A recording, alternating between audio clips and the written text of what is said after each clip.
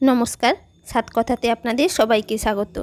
আজকে পালং শাক দিয়ে একদম ভিন্ন ধরনের একটি রেসিপি আপনাদের সাথে শেয়ার করব, যা একবার বানালে বারবার খেতে মন চাইবে। আশা করছি রেসিপিটি আপনাদের ভালো লাগবে। ভালো লাগলে প্লিজ আমার চ্যানেলটিকে সাবস্ক্রাইব করে আমার সাথে থাকবেন। চলুন রেসিপিটি শুরু করা যাক। এই রেসিপিটি বানানোর জন্য পালং শাকগুলোকে ভালো করে ধুয়ে এরকম ছোট ছোট করে কেটে নিয়েছি। পালং শাকের মধ্যে দিয়ে দিচ্ছি সামান্য কিছুটা লবণ। লবণটা দিয়ে ভালো করে পালং শাকের সাথে লবণটাকে চটকে এইভাবে মেখে নিচ্ছি।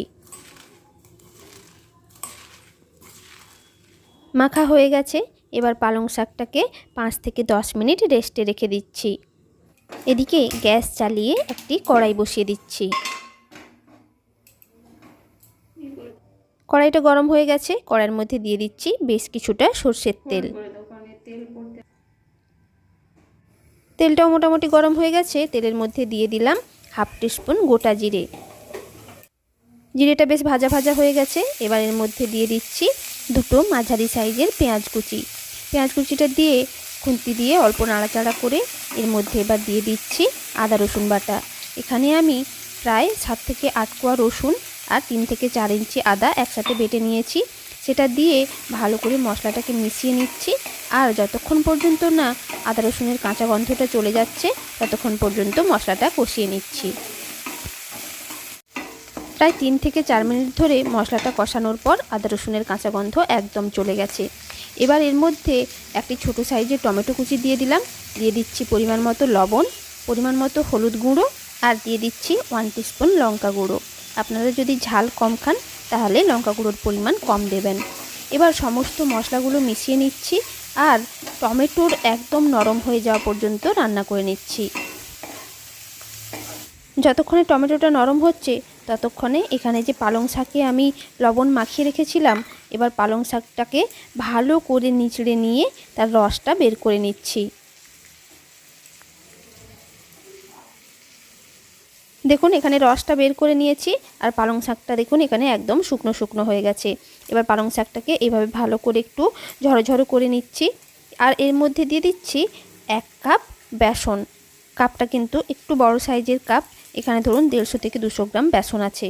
এবার দিয়ে দিচ্ছি হাফ টিস্পুন হলুদ গুঁড়ো, হাফ টিস্পুন ধনে গুঁড়ো আর দিয়ে দিচ্ছি হাফ টিস্পুন শাহি গরম মশলা গুঁড়ো। 4 কোয়া রসুন থেতো করে নিয়েছি, সেটাও দিয়ে দিলাম। আর দিয়ে দিচ্ছি কাঁচা লঙ্কা কুচি। এখানে একটি কাঁচা লঙ্কা ছোটো ছোটো টুকরো করে কেটে নিয়েছি, সেটা দিয়ে দিলাম।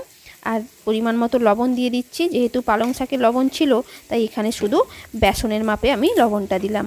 আর দিয়ে দিচ্ছি সামান্য কিছুটা সাদা তেল। তেলটা মাস্ট দেবেন ময়ানের জন্য।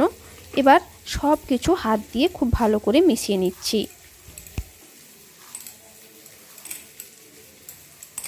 মিশিয়ে নিয়েছি। এবার পালং শাকের যে রসটা বের করেছিলাম সেটা অল্প অল্প করে দিয়ে বেসনটা মাখিয়ে নিচ্ছি। এমনভাবে বেসনটা মাখাবো না খুব শক্ত হবে না খুব পাতলা হবে, মিডিয়াম টাইপের একটি ডোয়ের মতো করে আমি বেসনটা মাখিয়ে নিচ্ছি।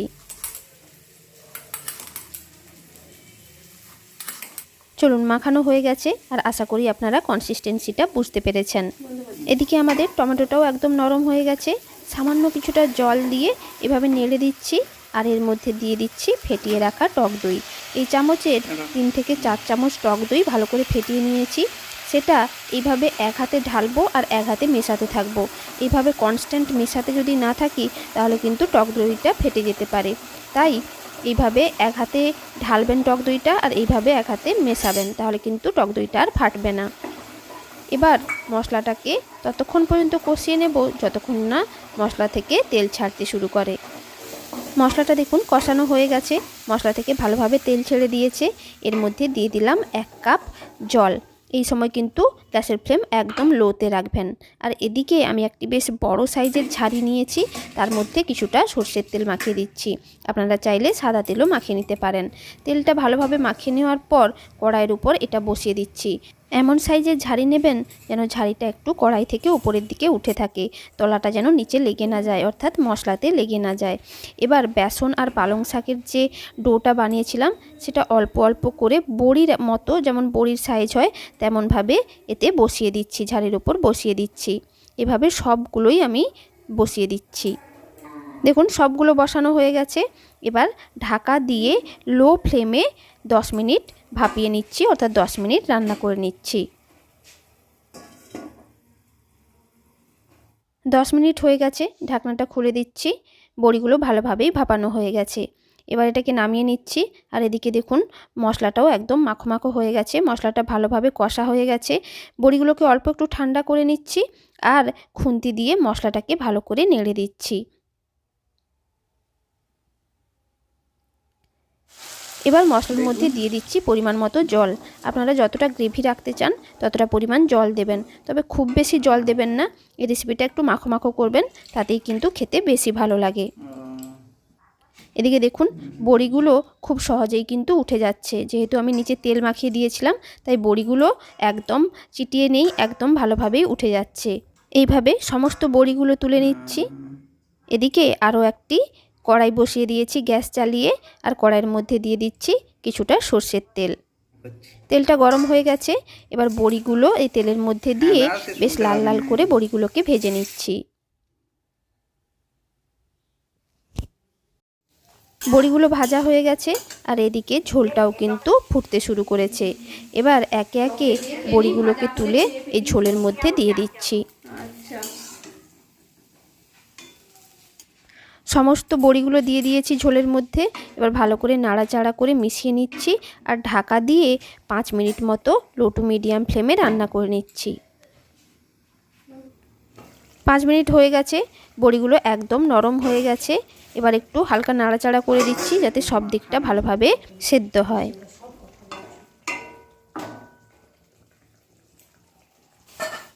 এবার এর মধ্যে দিয়ে দিচ্ছি সামান্য কিছুটা চিনি। যেহেতু টক দই আর টমেটো দুটোই ছিল তাই অল্প একটু চিনি দিয়ে দিলাম ব্যালেন্স করার জন্য। আর কিছুটা দুধের সর ফেটিয়ে রেখেছিলাম সেটা দিয়ে দিলাম। আপনারা চাইলে এখানে ক্রিমও ব্যবহার করতে পারেন, বা যদি দুধের সর থাকে সেটাও এভাবে ফেটিয়ে দিয়ে দিতে পারেন। যেহেতু বড়াগুলো এবার নরম হয়ে গেছে তাই হালকা হাতে এগুলোকে মিশিয়ে নিলাম।